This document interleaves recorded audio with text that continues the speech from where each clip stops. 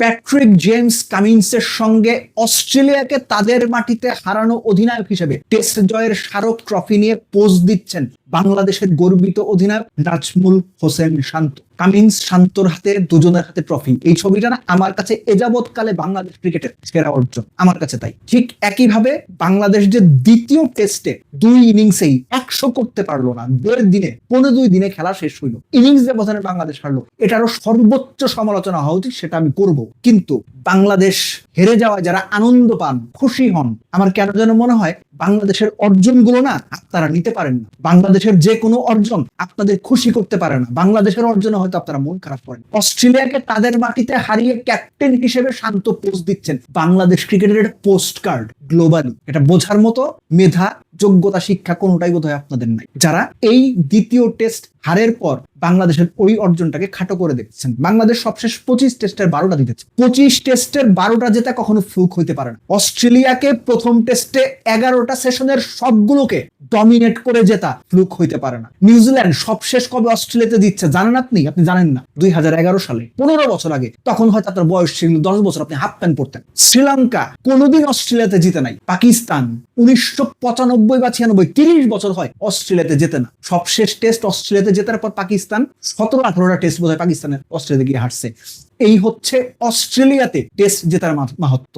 সময় যত যাবে, বছর যত এগোবে, এই জয়ের মাহাত্ম তত বড় হবে। এ কথাটা বলে রাখলাম, মনে রাখেন। কিন্তু তাতে দ্বিতীয় ইনিংস ব্যাটিং পারফরমেন্স, স্পেসিফিক্যালি দ্বিতীয় টেস্টের, সেটা মিথ্যে হয়ে যাবে না। লিটনের টানা 3টা শূন্য মিথ্যা হয়ে যাবে না। বাংলাদেশের টপ অর্ডারের যাচ্ছে তাই ব্যাটিং মিথ্যে হয়ে যাবে না। সর্বোচ্চ জঘন্য ব্যাটিং বলতে যা বোঝায় বাংলাদেশ দ্বিতীয় টেস্টের দ্বিতীয় ইনিংসে এক্স্যাক্টলি ওইটা করছে। আমি প্রথম ইনিংস ছেড়ে দিচ্ছি, ঠিক আছে, ওই রকম বাউন্সি উইকেট আমাদের এই দেশে বা এদিকে খেলতে আসলে স্পিনিং উইকেটে অস্ট্রেলিয়া, নিউজিল্যান্ড বা তাদের যে ধরনের সমস্যা হয়, বা ইংল্যান্ডের, আমি ধরে নিচ্ছি বাংলাদেশের পেস খেলতে গিয়ে শুরুতে ওই সমস্যাটা হয়েছে ফার্স্ট ইনিংসে, আন্ডারস্ট্যান্ডেবল, আবার বলছি মেনে নিচ্ছি।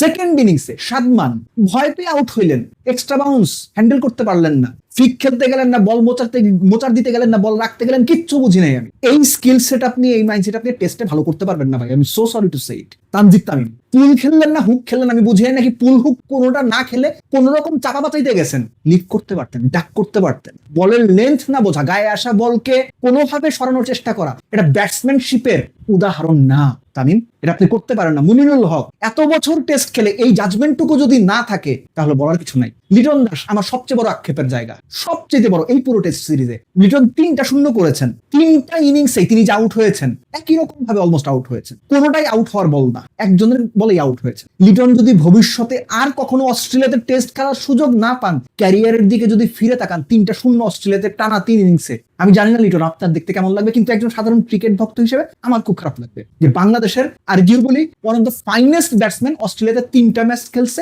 3টা শূন্য করছে। এটা একজন দর্শক হিসেবে, একজন সাধারণ ক্রিকেট ভক্ত হিসেবে আমার নিতে কষ্ট হয়। মুশফিকুর রহিম চেষ্টা করেছেন, কিন্তু আসলে ওই চেষ্টা, এটা নিয়ে আমি পরে আরেকটা ভিডিও করব, কতটুকু আসলে দলের জন্য বা কতটুকু নিজে টিকে থাকার জন্য, এটা নিয়ে আমার একটু ডাউট আছে। মিরাজ ফার্স্ট টেস্টে, মিরাজ আপনি এত ভালো খেললেন, আপনি জানেন কি করতে হবে, এত বাইরের একটা লিফট করার বল ব্যাট চালিয়ে উইকেট কিপার স্কোয়ার কাট খেলতে গিয়ে উইকেট কিপার কাছে ক্যাচ দিয়ে আপনার পার্টনার নন স্ট্রাইকে দিয়ে তার দিকে ব্যাট বলের মতো তাকাই রইলেন। বাকি কারা রইলো? হাসান মাহমুদ, তাইজুল ভাই, এদের কথা বলে লাভ আছে? একজনের কথা বলতে হবে, Najmul Hossain Shanto. Shanto tried to make sure he is the Travis Head of Bangladesh.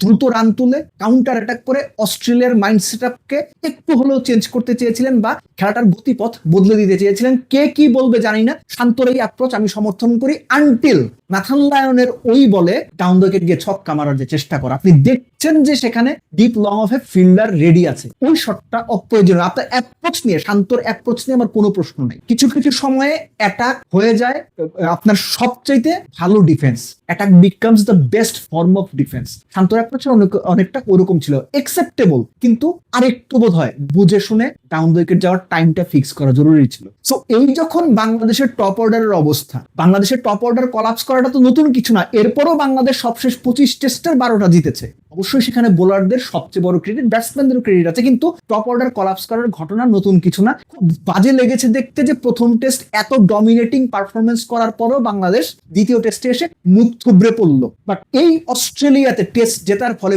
Global ক্রিকেটে বাংলাদেশ যে সম্মানটা পেয়েছে, বাংলাদেশ যে আলোচনার কেন্দ্রে উঠে এসেছে, বাংলাদেশ ক্রিকেটের যে ব্র্যান্ডিংটা হয়েছে, এটা দুর্দান্ত, এটা অ্যাপ্রিসিয়েট করতে হবে। আর যিনি এটা অ্যাপ্রিসিয়েট করতে পারেন না বাঙালি হয়ে, ওই যে মাইকেল মধুসূদন বলেছিলেন তার লেখাতে, যে জন বঙ্গে তো জন্মে হিংসা বঙ্গমণি, সেসব কাহার জন্ম নির্ণয় ন জানি। বাংলাদেশের হারে যারা খুশি হন তাদের জন্য মাইকেলের ওই কথাই প্রযোজ্য। যারা বাংলাদেশের অর্জনে খুশি হয় না, কিংবা বাংলাদেশের অর্জন যাদেরকে গর্বিত করতে পারে না, তারা আসলে বাংলাদেশকে ভেতরে ধারণই করে।